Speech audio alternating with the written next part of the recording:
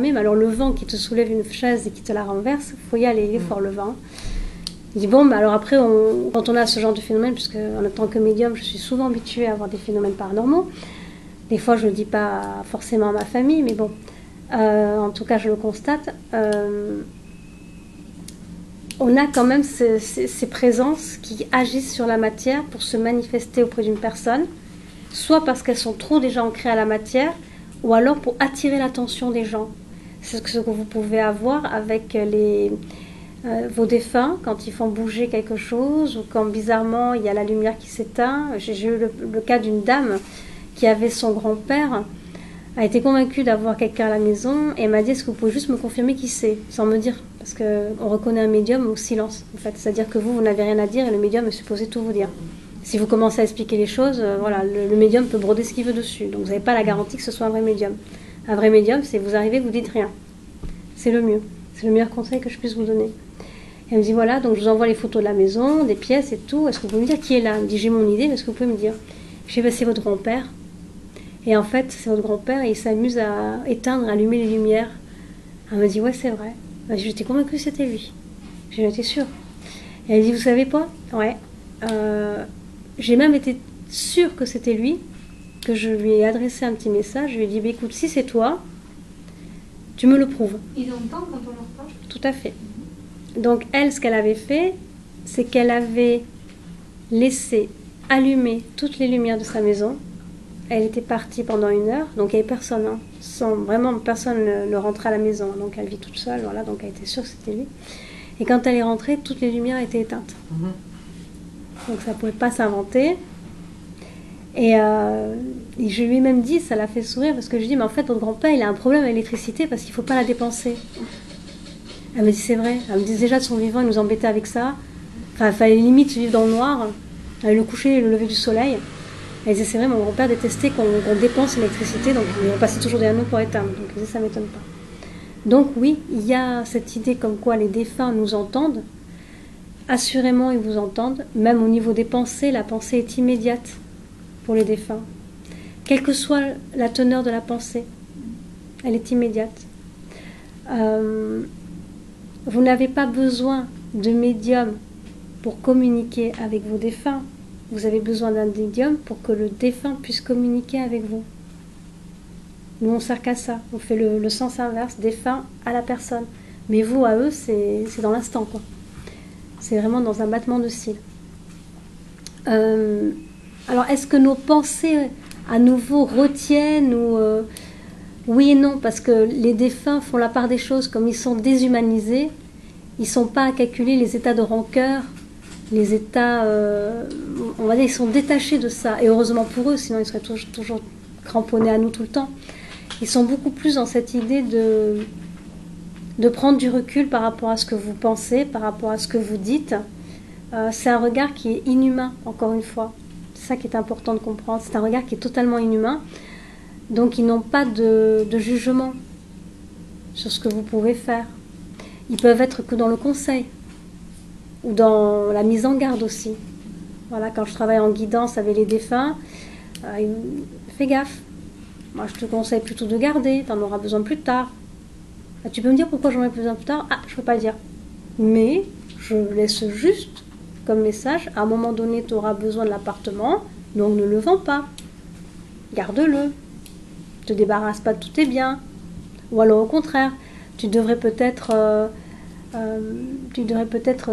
éviter, entre guillemets, de fréquenter cette personne, parce que souviens-toi, quand tu étais plus jeune, c'était parti en cata, c'était la même profil.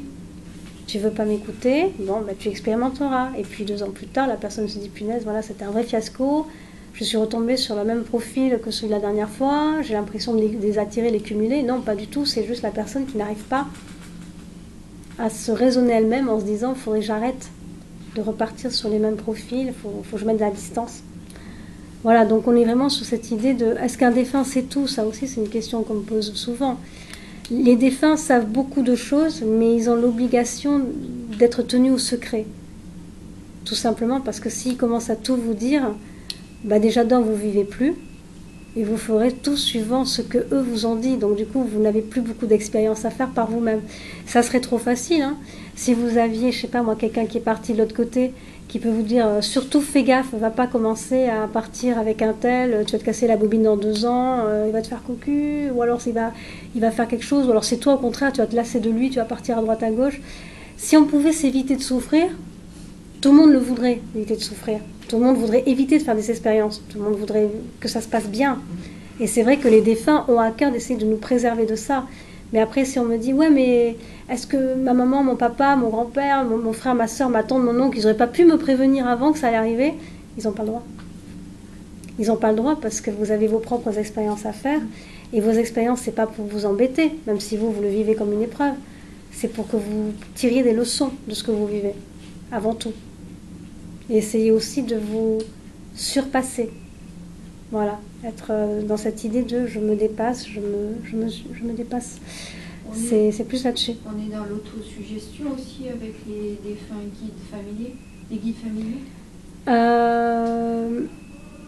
Comment ça marche déjà? C'est une influence. C'est une influence, mais en même temps, c'est une influence qui est très, très encadrée, qui est très réglementée, je dirais même. C'est-à-dire que c'est après ce que vous pouvez vivre aussi avec des états d'intuition. C'est pour ça quand on vous conseille d'être à l'écoute de vos intuitions, c'est pas pour rien. C'est-à-dire que c'est quelque chose qui déjà en vous-même vous met en garde, c'est votre propre âme. Et après, si vous ne vous écoutez pas vous-même, ça peut être une influence extérieure qui va vous dire fais gaffe. Ou qui pousse. Ou qui pousse aussi. Voilà, parce qu'il ne faut pas toujours penser à mal, on peut toujours aussi très bien avoir ce côté de soutien, d'encouragement, de réconfort. Une idée qui reste marquée. Voilà, tout à fait. Ouais. Et après, ce qu'il y a de bizarre dans l'histoire, c'est que si vous ne vous écoutez pas vous-même ou si vous n'écoutez pas ces intuitions, on va vous laisser faire à votre manière pendant X temps, quelques mois, quelques années même.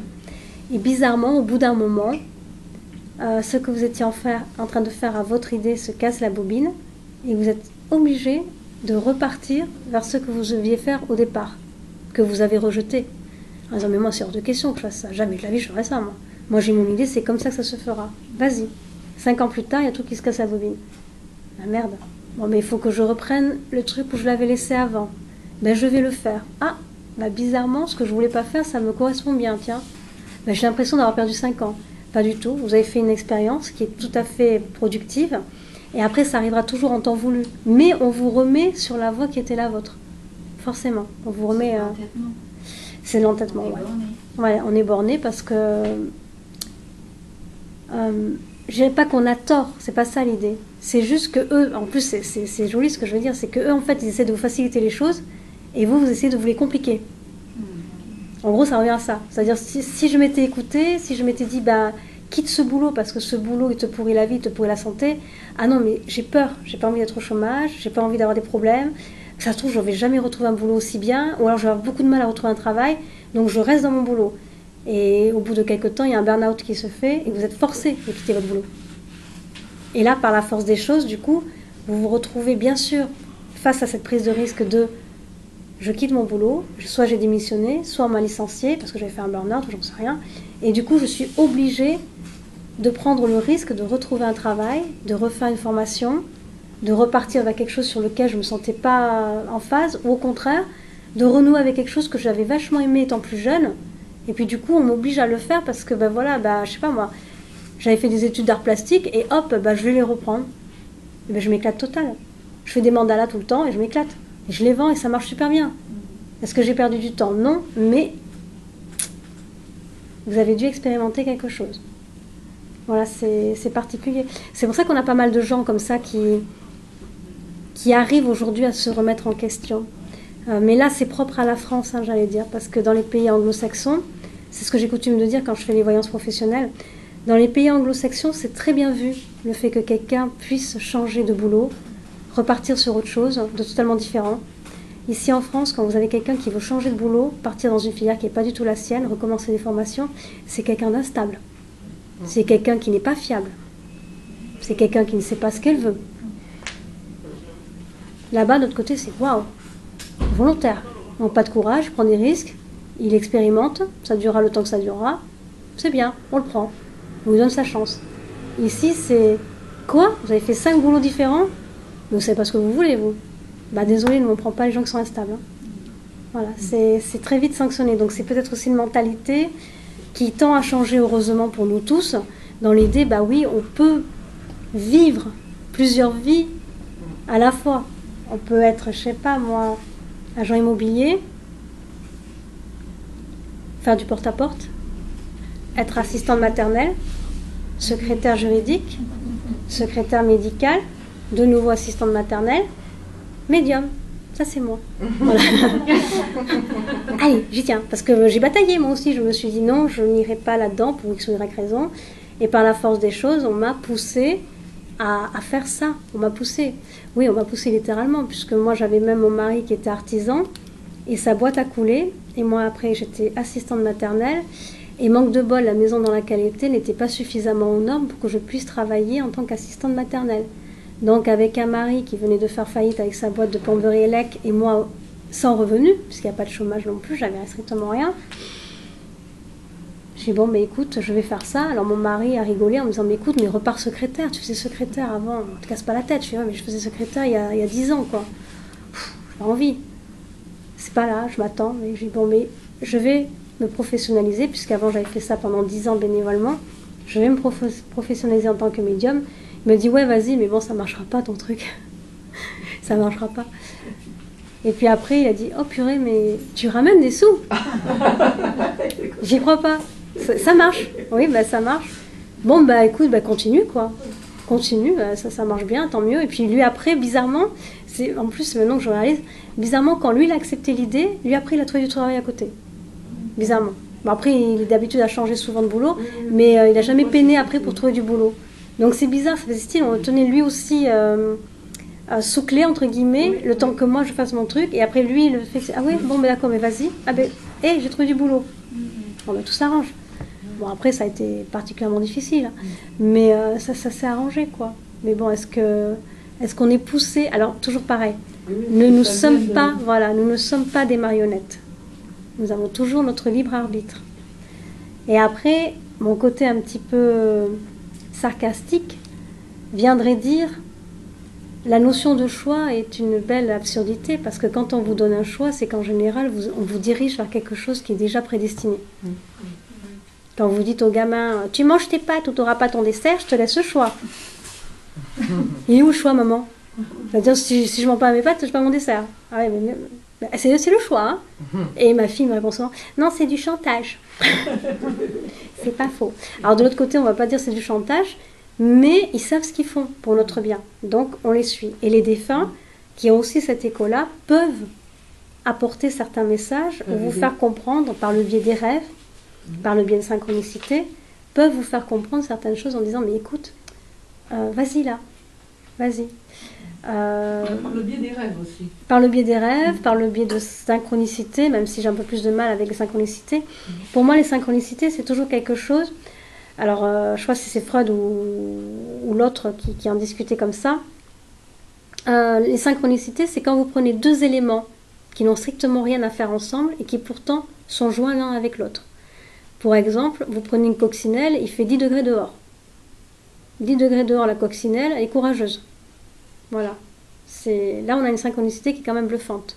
Comme les papillons, normalement, un papillon sort à partir de 23 degrés, pas avant. En dessous, c'est léger. Hein.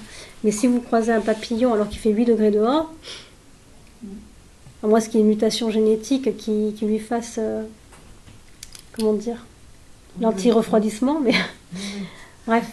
Donc là, c'est une synchronicité. Par contre, si vous me dites, j'ai trouvé une plume, c'est un message, c'est un signe, c'est une synchronicité. Alors, je dis ouais, ok, circonstance. Bah, j'étais en balade dans un truc, je sais pas moi, le salon de l'agriculture. C'est drôle. Ouais, la synchronicité, elle tombe un peu à l'eau là. Voilà, donc il faut toujours partir de l'idée, il faut que ce soit assez gros, frappant, pour se dire, bah tiens, si ça arrive, c'est que quand même... voilà, on fait quoi si on a un message de cette là, on fait quoi? Alors, au niveau des messages, on va dire c'est plus... Alors, on revient dans cette idée de guidance, voilà. C'est plus une influence, une suggestion. On attire votre attention sur quelque chose. Ouais, c'est après à vous. Ah oui, le service sur un plateau d'argent avec les gants blancs et la petite serviette à côté, ça n'existe pas. Est-ce qu'on peut demander de l'aide à l'inverse? Toujours. Tout le temps. Constamment. Ça écoute bien. Ah, ça écoute à 400%. Ça anticipe même vos désirs ou vos attentes. Par contre, ils sont logiques là ou de l'autre côté, hein, même au niveau des défunts, au niveau des guides. Moi, je prends l'exemple d'une dame. Sur un groupe pareil, la miss a été mignonne parce qu'elle disait je crois que mon guide, il m'écoute pas, ou mes défunts, ils m'écoutent pas. Je lui ai dit, qu'est-ce qui vous arrive, ma pauvre dame? J'ai dit, voilà... j'attendais le bus et en fait j'ai prié pendant toute la semaine parce que je devais me rendre à un rendez-vous et j'ai prié pendant toute la semaine que ce bus il arrive en retard parce que je voulais surtout pas y aller à ce rendez-vous parce que je sais ce qui m'attend, je voulais pas y aller et ben mon bus il arrivait à l'heure quand même et je lui ai dit mais est-ce que vous pensez 2 secondes à tous les gens du bus qui ont prié pour qu'il arrive à l'heure? Voilà, donc il y a des ordres de priorité quand même qui restent de l'ordre de la logique. Alors, je dis, ouais, mais bon, mais mon guide ne m'a pas écouté. Je dis, il vous a écouté, mais bon, de deux, vous deviez faire face à ce rendez-vous pour X ou Y raison. Et de deux, après, on ne peut pas, chambouler l'ordre cosmique des choses pour juste une demande. Voilà, il faut que ce soit, conforme au schéma. Alors, il y a un film qui est assez... Moi, je suis assez film, hein, je suis assez cinéphile à la base. Il y a un film qui est assez marrant là-dessus, ça s'appelle L'Agence. C'est avec Matt Damon. Je ne vous raconte pas, sinon c'est spolié, mais ça fait partie justement de cette notion de... Il y a des plans pour chacun de nous, qu'est-ce qu'on en fait? Est-ce qu'on peut passer à la trappe? Est-ce qu'on est obligé de les suivre? Comment ça fonctionne? Et l'idée n'est pas bête, du tout. Bon après, bien sûr, c'est un peu hollywoodien, mais la trame de fond est tout à fait pertinente. Cette idée comme quoi... en fait, le message le plus clair qu'on puisse obtenir au niveau des guides et de nos défunts, c'est le suivant, ne pensez pas qu'à vous. Le problème, c'est que les gens ramènent tout à eux. Qu'est-ce que j'ai besoin, moi? Qu'est-ce qu'on peut m'apporter à moi? Quel intérêt j'ai à faire ça pour moi? Et le plus grand message que l'on trouve partout, dans les religions, dans les philosophies spirituelles, c'est vous faites les choses, non pas pour vous, mais pour les autres et avec les autres. Après, forcément, vous êtes inclus dans les bienfaits que vous faites ou dans les méfaits que vous faites aussi. Mais c'est plus à votre échelle. Mais ça, d'un point de vue purement humain, on ne l'a pas encore intégré. C'est-à-dire quelqu'un qui est dans cette idée d'abnégation en se disant je fais quelque chose, je sais que je vais en tirer du profit, je sais que je vais en tirer du bien-être, je sais que je vais en tirer de la satisfaction, mais au-delà de ça, je le fais parce que je sais que j'aide quelqu'un ou je sais que j'apporte quelque chose. C'est quand vous faites de la BA. Voilà, quand vous faites de la BA à quelqu'un. Moi, je me suis vue, une fois, il y avait une petite dame, il pleuvait des cordes, elle était juste en tongs. Et elle devait rentrer à l'autre bout, je ne sais plus où est-ce qu'elle avait son HLM ou quoi. Et je lui ai dit, si vous voulez, je vous ramène. Alors déjà, elle m'a regardé avec des grands yeux. Elle m'a dit, mais c'est qui celle-là? Alors je l'ai rassurée de suite, je ne suis pas tueuse en série, rassurez-vous.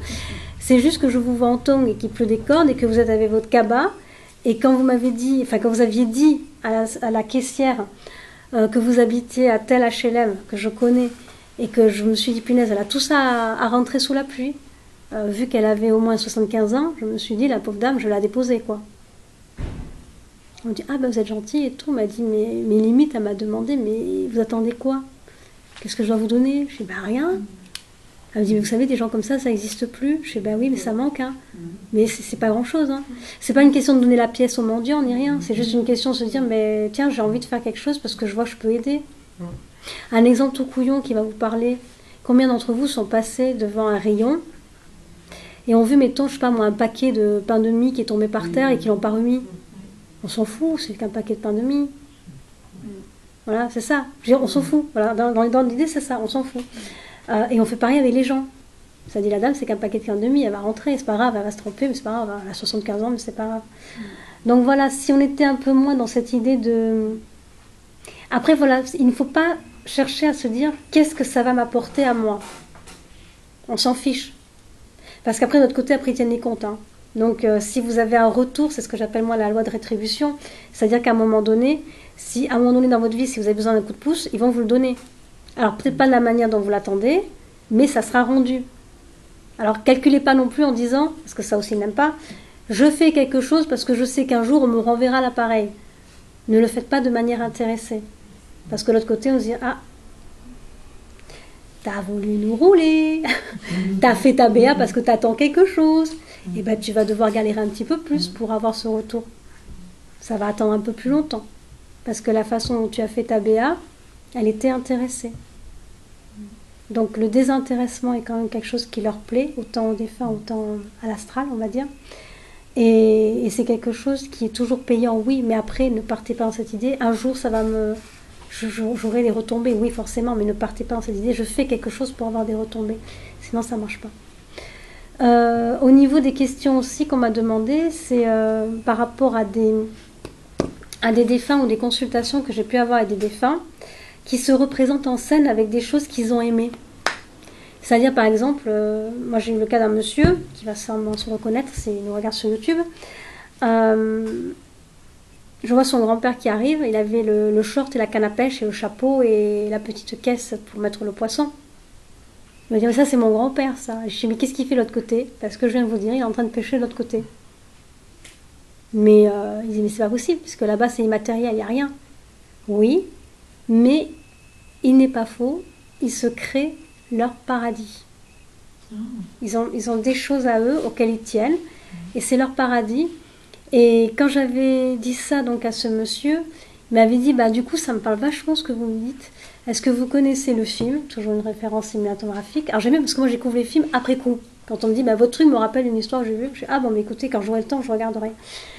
Et je l'ai regardé il n'y a pas longtemps, il y a peut-être, c'était en juillet je crois, donc ça c'est tout récent. J'avais pleuré comme une madeleine d'ailleurs. C'était le film, alors du coup le nom de l'acteur m'échappe. Au-delà de nos rêves. C'est un monsieur avec la peinture, il y a sa femme qui était peintre. Ouais, mais c'est au-delà de nos... Robin Williams, c'est ça, tout à fait. Et il me dit, ouais, mais c'est comme dans le film Au-delà de nos rêves, en fait, on crée son paradis. Je dis, oui, en fait, oui. Il y a quand même cet état de sérénité où la personne... Alors, ça ne veut pas dire qu'elle n'ait pas évolué. Ça veut dire qu'elle, aussi pour être reconnue peut-être de la part de ses proches, a besoin de se représenter dans quelque chose qu'il faisait, qu'il avait la coutume de faire. Alors, c'est pas de l'ordre du souvenir. Ah oui, c'est pour se faire représenter. Voilà, c'est pour représenter, parce que c'est pas de l'ordre du souvenir, parce qu'il y a quelqu'un qui me dit, mais ça peut être juste un souvenir. C'était par rapport à son père, me semble-t-il, de mémoire, ou un oncle, je sais plus, pour la dame. Et je lui disais, bah, écoutez, de l'autre côté, il cuisine, il a fait un banquet familial. Il avait fait un banquet, vraiment, avec les arbres, les oliviers, la table longue et toute la famille autour. Elle me dit, ah bon, mais c'est bizarre, parce que déjà, ils sont vivants. Ah, mais ça, c'est un souvenir. Je dis, je crois pas que ce soit un souvenir. Alors, elle me fait, ah bon, pourquoi? Qu'est-ce qui vous fait dire ça? Parce que dans la tablée, il y a des gens qui datent, qui sont anciens, qui sont partis il y a longtemps. Il y avait des gens avec des costumes d'époque. Elle me dit, ah ouais, vous pouvez me nommer quelques noms des gens qui sont là. Donc, lui m'a présenté certaines personnes. Elle me dit, mais attendez, alors je crois que c'est son papa ou son oncle, je sais plus, il est mort, lui, il y a 5 ans, et la personne dont vous parlez, il est parti, ça fait au moins 30 ou 40 ans. Donc, ils se sont retrouvés de l'autre côté. Bah oui, ils se sont retrouvés de l'autre côté. Et c'est papa qui régale, ou tonton, je ne sais plus qui c'était. Donc voilà, c'est cette idée quand même de... Comment dire? De garder une certaine mémoire par rapport à ce qu'ils ont été. Ils y tiennent, donc de l'autre côté, il y a... Ça perdure, mais c'est pas du concret. Parce qu'après, moi, on m'avait dit, mais est-ce qu'ils ont le goût? Est-ce qu'ils ont, ce que vous disiez, des effets de douleur? Est-ce qu'ils ont le froid, le chaud? Pas du tout. Mais c'est juste quelque chose de purement symbolique pour eux, auquel ils tiennent. C'est un attachement à ce niveau-là. C'est une création de monde. C'est une création, tout à fait. Voilà, tout à fait. Oui, c'est une création, c'est le mot exact. Hein. C'est une visualisation, une représentation, une visualisation. Oui, une visualisation, c'est ça, tout à fait. On est à ce niveau-là. Alors, je pense que là, moi, je suis pas très douée avec ces histoires de plan causal, émotionnel, plan karmique et tout ça. Je ne sais pas quel plan. Au niveau des corps de l'esprit, vous savez, puisqu'on a le corps physique, après on a le corps éthérique, le corps causal, émotionnel, et bouddhique, je ne sais plus quoi. Et je ne sais pas dans quelle partie ça fait. Je crois que c'est causal peut-être. Causal, puisque c'est quelque chose qui crée les choses. Je mettrai ça sur le plan causal, à vérifier, parce que c'est pas les terminologies ne sont pas ma spécialité du tout. Donc à vérifier si oui ou non ça ferait partie de ça. est-ce qu'ils dorment? Ça aussi, on me l'a demandé. Est-ce qu'ils dorment de l'autre côté? Est-ce qu'ils se reposent? Alors non, ça ne dort pas. Ce sont des pures énergies. Alors, ça aussi, c'est pas compréhensible, parce que du coup, vous dites, mais ils doivent être fatigués, quoi. Ils sont pas fatigués, puisqu'ils sont pas vivants. Ce sont des pures énergies. Donc, ça circule, après, ça travaille. Concrètement, ça travaille. Quand on me dit, mais les annales akashiques, quand vous me dites, c'est quoi? C'est une grande bibliothèque, parce que c'est souvent représenté comme une grande bibliothèque. Et en fait, c'est uniquement la représentation symbolique de la mémoire de tout ce qui a été, de tout ce qui est, et de tout ce qui est à devenir. Donc c'est quelque chose, c'est un concept en fait. Mais eux ont une représentation très simple pour l'entendement humain, la grande bibliothèque. Ça consigne tout, il y a le côté archive, il y a les en cours, ça vient d'être publié, et ce qui va être un jour édité, c'est en train de se peaufiner. Donc voilà, donc ça peut être comme ça aussi, ça peut être compris au niveau des annales akashiques. Ça veut dire que quand on décède, en fait, on a le savoir absolu. On sait ce Il y a qui s'est l'omniscience. passé depuis... Il y a l'omniscience. Et ça, vous le retrouvez aussi dans les expériences. Alors ça aussi, quand j'ai des gens qui me disent, je fais des projections astrales pour aller voir les annales akashiques, pour les consulter. Et quand vous avez les plus orgueilleux qui vont vous dire, j'ai lu les annales akashiques, bien sûr, pas de souci. Pas de souci. Donc en fait, là, vous êtes en train de me dire que vous avez pleine connaissance de ce qui est passé, de ce qui advient et de ce qui adviendra. Ah mais non, j'ai pas dit ça. Ah bah, les annales akashiques, c'est ça à la base. Donc, déjà aussi, pour accéder aux annales akashiques, alors nous, au niveau de la médiumnité, on a un accès à ces livres uniquement pour une chose, c'est les vies antérieures, c'est-à-dire ce qui s'est passé avant. Ou même pour la voyance, quand un voyant vous retrace des événements passés, c'est qu'il a accès à cette mémoire d'âme, vous aujourd'hui, mais il a aussi accès par rapport au regard qu'ont les autres personnes qui sont concernées par votre voyance, par rapport à ces autres personnes, le regard qu'elles ont pu projeter sur des événements que vous avez vécus. Par exemple, voilà, moi je me suis mise en froid depuis 20 ans avec ma sœur par rapport à l'héritage. Le voyant va faire une rétrospection en arrière et il va se mettre à la place des personnes qui étaient en face en disant oui, mais attendez, vous avez été un peu gourmande aussi. Ah non, mais non, c'est eux qui m'ont pas donné assez. Ah ben donc ça veut dire que vous avez été trop gourmande. C'est pour ça qu'il y a eu des conflits. Oui, c'est vrai, j'avais trop demandé peut-être. Voilà, mais comment vous le savez? Alors c'est pas parce que je vois par rapport aux personnes, c'est parce que eux me présentent les événements, comment ça s'est passé. Donc ça fait partie des annales akashiques. Et donc pour les vies antérieures aussi, on a accès aux annales akashiques par rapport à votre histoire d'âme. Mais quand quelqu'un me dit, me soutient, Morticus, j'ai accès aux annales akashiques, je peux consulter ça comme je veux pour connaître l'avenir du monde et tout, c'est totalement faux. Parce qu'à part Dieu et les guides, le plan divin, personne n'a accès sur les... Après, si vous avez ce qu'on appelle des prophètes, c'est une denrée rare en ce moment.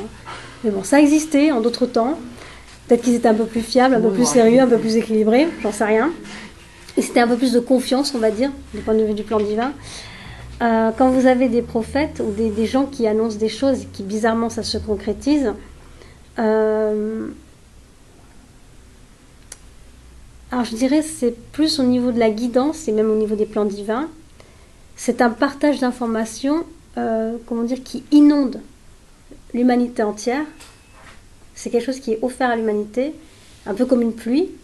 Et pile poil, vous, entre guillemets, vous n'aviez pas le parapluie, vous avez reçu la pluie. C'est-à-dire que l'information est venue sur vous.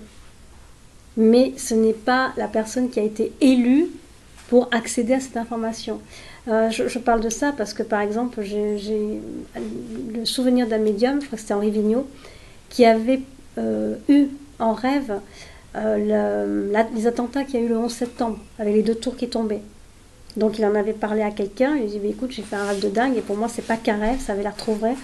Et je crois qu'il va arriver quelque chose de très grave avec les 2 tours. Mais quoi, j'en sais rien, mais il va arriver quelque chose de très grave. Et 2 jours plus tard, il y avait les tours qui tombaient. Alors à quoi ça sert, vous me direz, parce qu'il ne peut pas empêcher la chose. Ça c'est clair. C'est juste que voilà, ce sont des choses que... Enfin, pourquoi il le partage, je ne pourrais pas vous le dire. Mais c'est quelque chose qui retombe sur nous de manière totalement inconsciente, c'est distribué, on va dire. Mais c'est pas telle personne est élue, c'est un prophète ou quoi. Non, c'est que dans la masse, il y a certaines personnes qui ont eu cette lecture-là parce qu'on leur a donné. Mais c'est pas des élus pour autant. C'est peut-être une sensibilité ou autre, je sais pas. J'ai lu le livre de Karine Ben Corsia, je crois qu'il s'appelle. Oui. Ça. C'est une médium aussi. Oui. Et elle a eu Même vision. La même Même vision. rêve. Voilà, tout à fait. Donc c'est quelque chose qui est assez particulier, quoi.